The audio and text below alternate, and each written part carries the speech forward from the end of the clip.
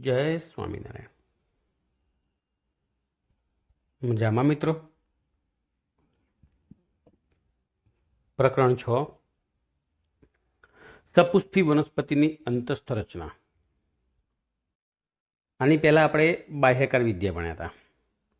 સપુષ્પી વનસ્પતિઓની બાહ્યકાર વિદ્યા મતલબ કે એના મૂળ પ્રકારના પર્ણ જે હતા, પુષ્પ, ફળ, બીજ, એની બહારની રચનાઓ ભણ્યા હતા, એના કાર્યો ભણ્યા હતા. આ ચેપ્ટરની અંદર આપણે એ જ મૂળ પ્રકારના પર્ણ જ, પરંતુ અંતસ્થ એટલે કે આના અંદરના ભાગે શું આવેલું છે એ જોઈશું. દરેક વનસ્પતિ કોષો જે હશે ને એ દરેક વનસ્પતિ કોષો ભેગા થાય એટલે પેશીનું નિર્માણ થાય, એ તો આપણને ખબર છે. ચોક્કસ કાર્ય કરવા માટે કોષોનો સમૂહ, નિશ્ચિત કાર્ય કરવા માટે કોષોનો સમૂહ જે ભેગા થાય, એકત્રિત થાય, એને પેશી કહેવાય. અને બધી પેશીઓ ભેગી થાય એટલે પેશી તંત્ર બનતું જશે. ઘણી બધી પેશીઓ ભેગી થઈને પેશી તંત્ર બને. કઈ કઈ પેશીઓ આવશે તમને દેખાઈ જ રહી છે વનસ્પતિ પેશી ચાર્ટની અંદર. સહેજ આછો છે પણ હું તમને ઝૂમ કરીને બતાવી દઈશ. આનો સ્ક્રીનશોટ પાડીને તમારે લખી દેવાનું. હવે બધું જ પેશી તંત્ર ભેગું થાય એટલે સરસ મજાનું અંગ બનતું હશે. બરાબર, બધા પેશી તંત્રો ભેગા થઈને અંગ બનાવે, બધા અંગ તંત્રો ભેગા થાય એટલે ફર્સ્ટ ક્લાસ વનસ્પતિ દેશનું નિર્માણ થાય. બરાબર. હવે વનસ્પતિની અંદર વિવિધતાઓ છે એ ભણી ગયા આપણે. Chapter 2, chapter 3, chapter 4, chapter 5. વનસ્પતિની અંદર વિવિધતાઓ જોવા મળતી હોય તો સીધી વસ્તુ છે કે એમની આંતરિક રચનાઓમાં પણ તફાવત હોય, એના અંદરના ભાગે પણ વિવિધતાઓ જોવા મળતી હશે. જેમ કે પ્રાણી સૃષ્ટિ બહુ જ મોટો વિશાળ સમુદાય છે, વનસ્પતિ સૃષ્ટિ પણ વિશાળ સમુદાય છે, આ સૃષ્ટિ છે. તો પ્રાણી સૃષ્ટિ જે છે એમાં ઘણા બધા સજીવો આવેલા છે ને. દરેકની અંતસ્રચના જુદી જુદી છે. ચેપ્ટર 4માં ભણ્યા આપણે ઉપર છેલ્લું. બરાબર. અને ચેપ્ટર 7માં હજુ આપણે સ્પેશિયલ અળસિયું, બંધો અને દેડકો ભણવાના જ છીએ અંતસ્રચનાના આધારે. 3 અલગ છે, નુપુરક, સંધિપાદ, ઉભયજીવી. સમજ્યા? તો વનસ્પતિમાં પણ અલગ અલગ જોવા મળતું હશે અંતસ્રચનાઓ. આંતરિક અભ્યાસ જે થાય, વનસ્પતિનો જે આંતરિક અભ્યાસ કરવામાં આવતો હોય તેને અંતસ્થ રચના શાસ્ત્ર કહેવાય. વનસ્પતિના આંતરિક રચનાના અભ્યાસને અંતસ્થ રચના શાસ્ત્ર કહેવાય. લખવું હોય તો લખી નાખો કે વનસ્પતિની અંતસ્થ રચનાના પિતા, એવું પૂછાય પરીક્ષાની અંદર. એનસીઆરટીમાં તો ના પૂછાય, જસ્ટ નીટની વાત છે કે વનસ્પતિની અંતસ્થ રચનાના પિતા કોને કહેવાય? તો એન ગ્રીવ. હું લખું છું અહીંયા એન ગ્રીવ. બરાબર. ઇંગ્લિશમાં લખવું હોય તો એન GREW. એન ગ્રીવ આખું નામ છે. એનનો મતલબ થાય નેહમીહા. હા, કેવું વિચિત્ર નામ છે. ઉભારો ફરતી લખીને આપું તમને. આખું નામ છે નેહમીઆ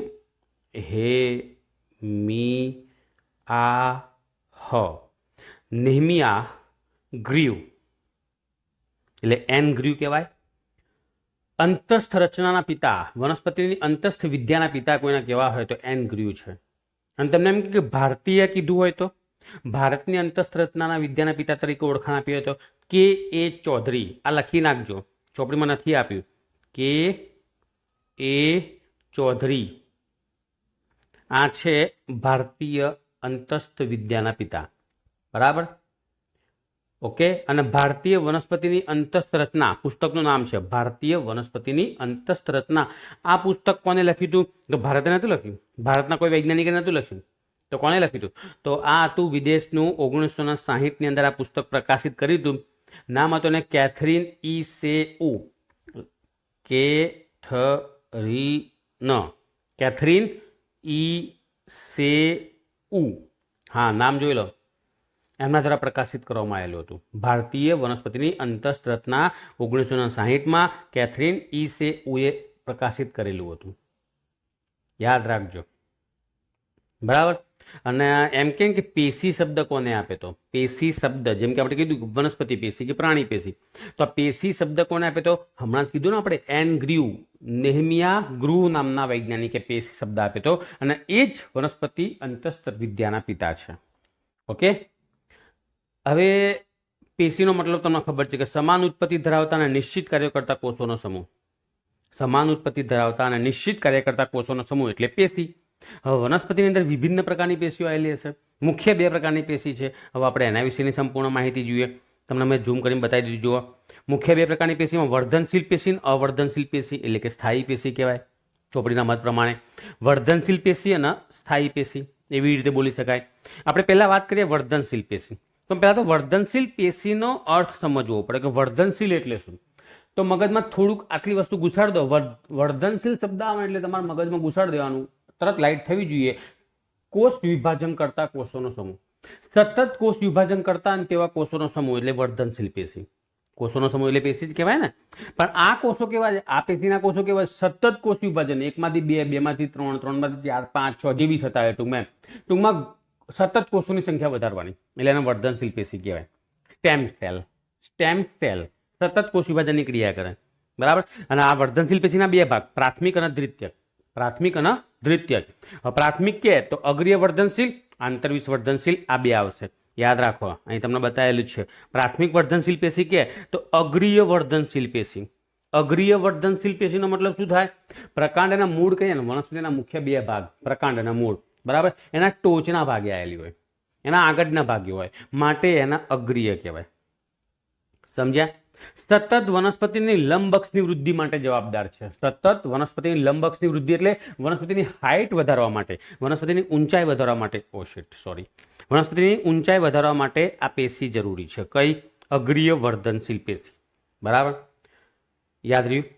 હું જે બોલ્યો એ કોમન બોલ્યો, યાદ રાખી લેવાનું. આવા જ MCQ પૂછાય નીટની અંદર, બરાબર. ચલો નેક્સ્ટ. આંતરવિષ વર્ધનશીલ પેશીનો મતલબ શું થાય?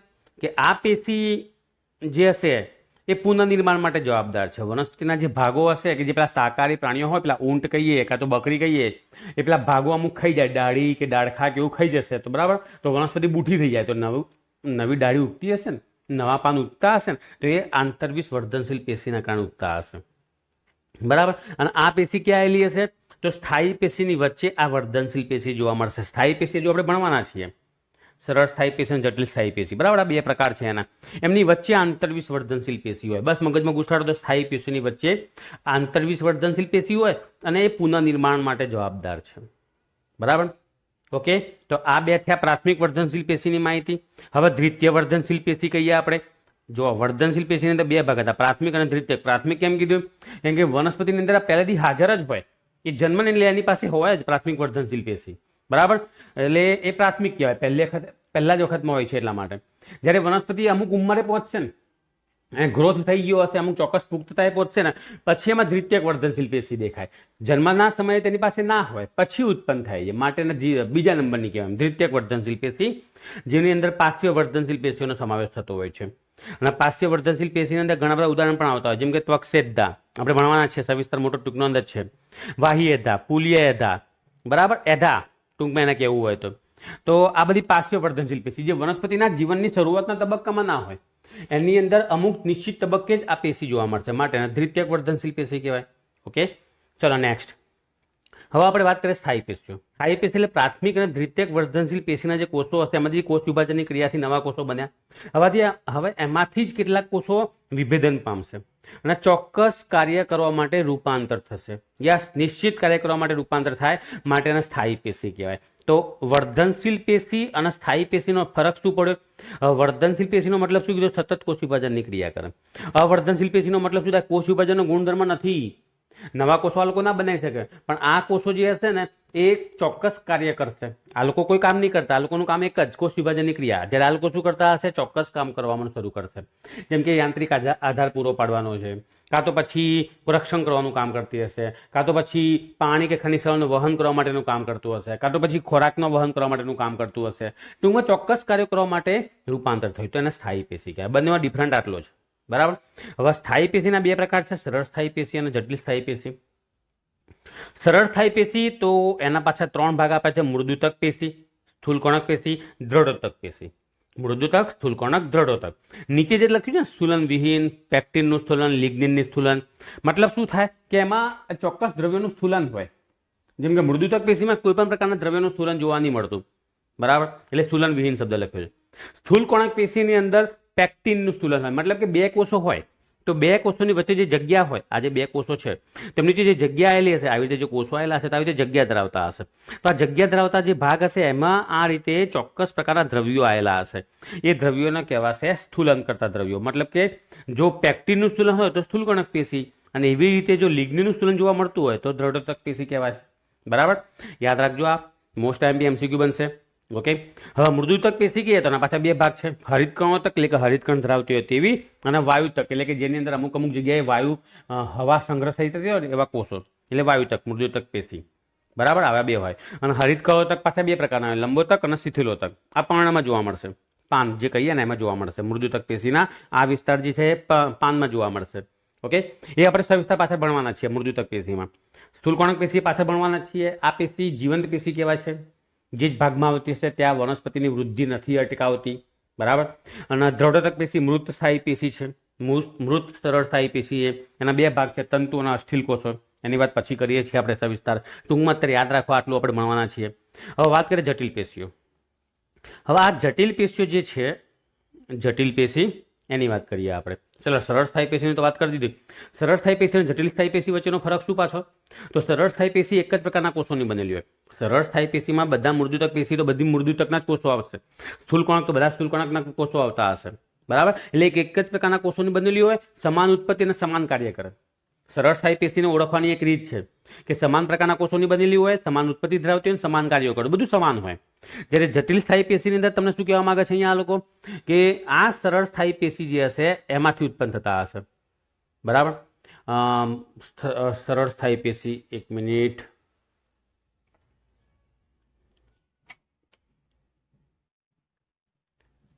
હવે આ જટિલ પેશીઓ જે છે રચનાત્મક અને કાર્યાત્મક જે કહેવા જેવું હોય તો વિવિધ પ્રકારના કોષોની બનેલી હોય એક સરખા કોષોની ના બનેલી હોય અને વિવિધ પ્રકારના કાર્યો કરતી હશે। સરળ સ્થાયી પેશી કેવી હતી સમાન પ્રકારના કોષોની સમાન ઉત્પત્તિ સમાન કાર્યો જેનાની અંદર વિવિધ પ્રકારના કોષો ભેગા થશે વિવિધ પ્રકારના કાર્યો એટલે કે જુદા જુદા કાર્યો કરતી હશે માટેના જટિલ સ્થાયી પેશી કહેવાય। બે જ છે જલવાહક પેશી અનુવાહક પેશી। જલવાહક પેશી કહે તો જલવાહિની की जलवाहिनी जलवाहक मृदुतक जलवाहक तंतु आम चार कोषोनी बनेली है जोई लो। एक खाली जलवाहक पेशी में चार कोषो आवे चारे चारना काम पण अलग अलग बराबर। अनुवाहक पेशी तो चालनी कोषो चालनी नलिका अनुवाहक मृदुतक अनुवाहक तंतु अने साथी कोषो बराबर। आ छे जटिल स्थायी पेशीनी माहिती आपणे बधुं सविस्तर लाइनसर लेवाना छीए आपणे बराबर। टूंकमां मैं तमने आजे जे प्रस्तावना चलाई तमारा चोपड़ी प्रमाणेनी हूँ जे बोल्यो एने बराबर सांभळी लो काननी अंदर इयरफोन भराईने आरामथी धीमो वोल्यूम राखो कां तो भाई मीडियम वोल्यूम राखीने सांभळी लो याद रही जशे। आमांथी ज नीटमां प्रश्नो आवशे 100% नीटना कोई एक्स्ट्रा खर्चो करवानी जरूरत नहीं भाई बराबर ओके। चलो हवे आपणे शुं करीशुं चोपड़ीमां जईशुं बराबर। तो आ छे आपणी चोपड़ी ओके। चलो लाइन टू लाइन कारण के एनसीईआरटी नी बेठी लाइन परीक्षामां पूछाय छे એટલા માટે। પ્રકરણ 6 સપુષ્પી વનસ્પતિની અંતઃસંરચના તો શરૂ કરીએ આપણે। એક મિનિટ આને એડજસ્ટ કરી દઈએ આપણે એડજસ્ટ કરી દઈએ પહેલા हाँ चलो रेडी। वनस्पति અને પ્રાણીઓ બંને પૈકી મોટાભાગના સજીવોની બાહ્ય રચનામાં તેમની રચનાકીય સમાનતાઓ અને વિભિન્નતાઓ જુદાપણું તમે સરળતાથી જોઈ શકો છો। हाँ वनस्पति કે પ્રાણીઓમાં समानता पण जोई शकीए भिन्नताओं पण जोई शकीए। जेम के आपणे वात करीए के सस्तन समुदाय होय तो सस्तन वर्ग होय तो सस्तन वर्गनी अंदर जे प्राणीओ आवता हशे एनी अंदर समानताओ वधारे होय समानताओ वधारे होय। हवे सस्तन वर्ग साथे तमे विहग वर्गनी अंदर सरखामणी करो तो समानताओ ओછી थई जशे भिन्नताओ वधी जशे छ तो बंने प्राणी है ने। तो वनस्पतिमां पण एवी रीते जोवा मळशे ओके। ए ज रीते आपणे आंतरिक रचनानो अभ्यास कर्यो तो आपणे घणी समानताओ जोवा मळती हशे अने जुदापणुं पण जोवा मळतुं हशे। आ प्रकरणमां तमे उच्च वनस्पतिओनी आंतरिक रचना अने अंगजनननी क्रियाविधिथी माहितगार थवाना छो। वनस्पतिनी आंतरिक रचनाना अभ्यासने एमसीक्यू बनी गयो पहेलो अंतःरचनाशास्त्र कहे छे बराबर। वनस्पतिओना पायानो एकम तरीके कोष होय ए बी आपणे खबर छे। कोषो पेशीओमां आयोजित थाय छे ए बी आपणे खबर छे अने पेशीओ अंगोमां रूपांतर थशे बधा अंगो भेगा थाय एटले अंगतंत्र एमांथी निर्माण थाय देहनुं ओके। वनस्पतिमां विविध अंगो तेमनी आंतरिक रचनामां जुदापणुं दर्शावे छे। आवृत बीजधारी वनस्पतिमां द्विदળી होय के एकदળી होय आवृतना बे भाग छे द्विदળી एकदળી बेन तमने हुकरने आना उपर तो आखा पुस्तको लखेला छे। एनी अंतःरचना पण जुदी जुदी छे तो आपणे आ चेप्टरनी अंदर एमना विशेनी संपूर्ण माहिती मेळववाना छे ओके। तो पहेलो टॉपिक छे पेशी द टिश्यू। साउथनुं कोई पिक्चर एवुं लागे टॉपिक टिश्यू द टिश्यू। पेशी समान उत्पत्ति धरावता अने समान कार्यो करवा माटे कोषोनो समूह छे। तो आ थई गई व्याख्या जो आने केवी व्याख्या लखी छे हूँ व्याख्या केवी बोल्यो तो एकदम सरल व्याख्या बोल्यो तो नतो बोल्यो याद छे कोईने कोण बोलशे व्याख्या कोण बोलशे शुं कई व्याख्या बोल्यो तो हूँ पेशीनी समान उत्पत्ति धरावता अने निश्चित कार्य करता कोषोनो समूह एटले पेशी આના કરતાં સહેલી વ્યાખ્યા બોલ્યો, બંને એક જ છે. વનસ્પતિ પર વિવિધ પ્રકારની પેશીઓની બનેલી હોય છે. રચાયેલા કોષો, નવા બનેલા કોષો એમ વિભાજનની ક્ષમતા ધરાવતા હોય પણ ખરા, ના પણ હોય, અને ધરાવતા હોય તો વર્ધનશીલ, ના ધરાવતા હોય તો અવર્ધનશીલ, સ્થાયી.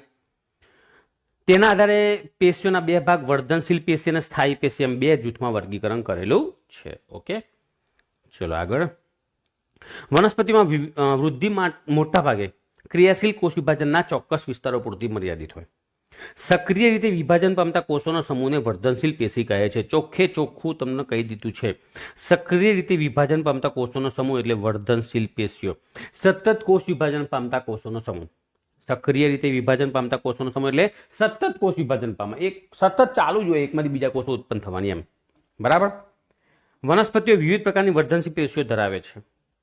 મૂળ તથા, બાજુમાં આવી ગયા આપણે, આ છે આકૃતિ, મોઢે કરી નાખવાની, દોરવાની છે નહીં, પણ આ આકૃતિ તમને નીટમાં પૂછાય કે પછી ચોપડીમાં ગુજકેટમાં તો આવવા નહીં આવ્યું. બરાબર.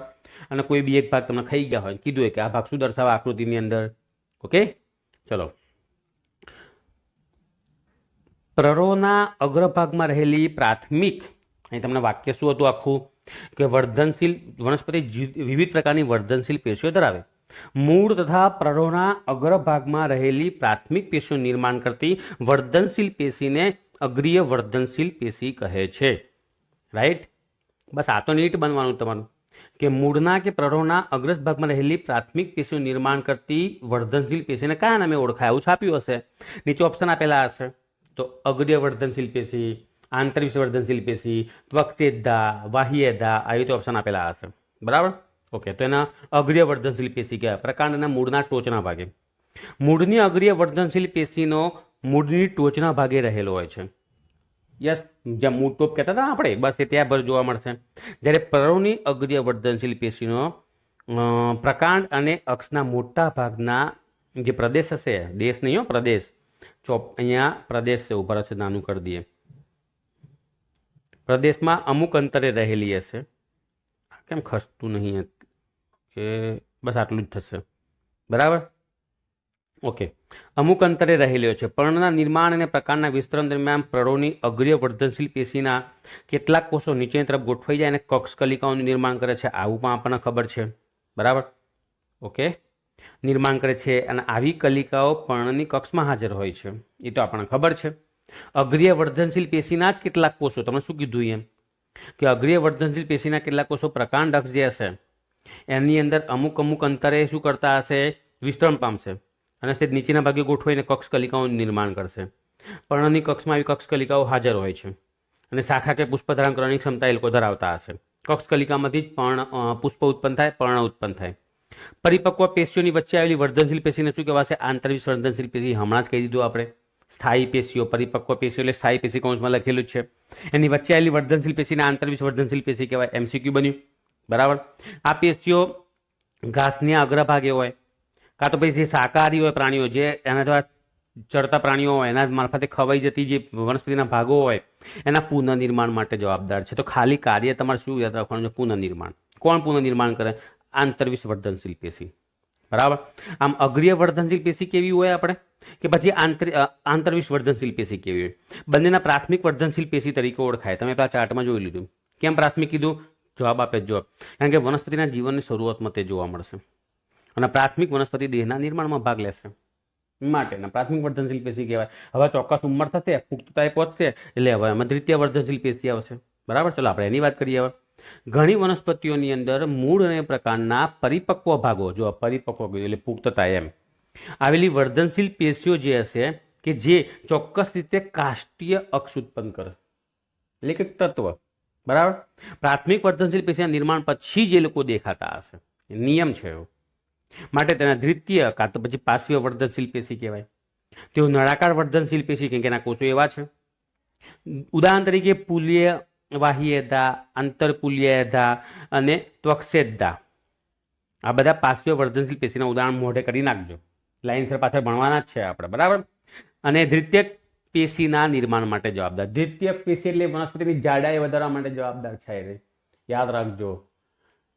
પાર્શ્વીય વર્ધનશીલ પેશી વનસ્પતિની જાડાઈ વધારશે, દ્વિતીયક વર્ધનશીલ પેશી વનસ્પતિની જાડાઈ વધારે. બરાબર.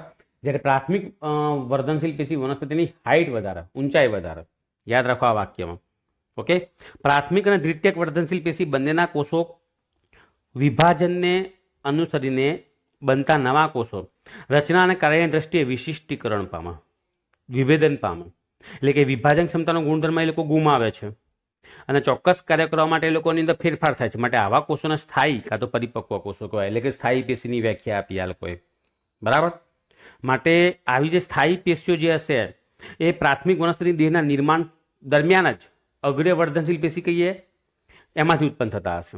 બરાબર. એ અધિસ્તરીય પેશી, આધારોદક પેશી, વાહક પેશી એવી રીતે એના ભાગ પડતા હશે. જેમ કે આપણે નહીં કહેતા કંકાલ પેશી, સ્નાયુ પેશી, ચેતા પેશી, એવી રીતે વનસ્પતિની અંદર પેશી તંત્રના મુખ્ય 3 ભાગ. અધિસ્તર સૌથી બહારના ભાગે, સપાટી ઉપર એમ. આધારોદક વચ્ચેનો ભાગ, આધાર આપતી રચનાઓનો ભાગ. અને વાહક પેશીઓ જેમાંથી પાણી, ખોરાક વગેરેનું વહન થતું હોય તેવું. બરાબર. એવી રીતે તંત્ર બનાવશે આખા બધી પેશીઓ ભેગી થશે એટલે. તો આ શું હતું તમારા ચોપડીની અંદર પેજ નંબર 85 જે કહીએ ને એટલું ચલાવ્યું મેં ખાલી. શું ખાલી માહિતી મેં તમને આપી? પેશી વિશેની માહિતી આપી. બરાબર. પેશીઓ કેટલા પ્રકારની હોય તો આ કોષ્ટક મોઢે કરી નાખવાનું. વનસ્પતિમાં આટલી જ પેશી હોય, એક્સ્ટ્રા આના સિવાયની કોઈ નહીં આવવાની. બરાબર ને. અને આપણે બધે લાઇન્સર ભણવાના છીએ તો આપણે નેક્સ્ટ લેક્ચરમાં શરૂ કરી દઈશું સ્થાયી પેશીઓથી. જોઈ લો પેજ નંબર તમારું 86 ઉપર આવેલું છે. તો ત્યાં સુધી આવજો. બાય. જય સ્વામિનારાયણ.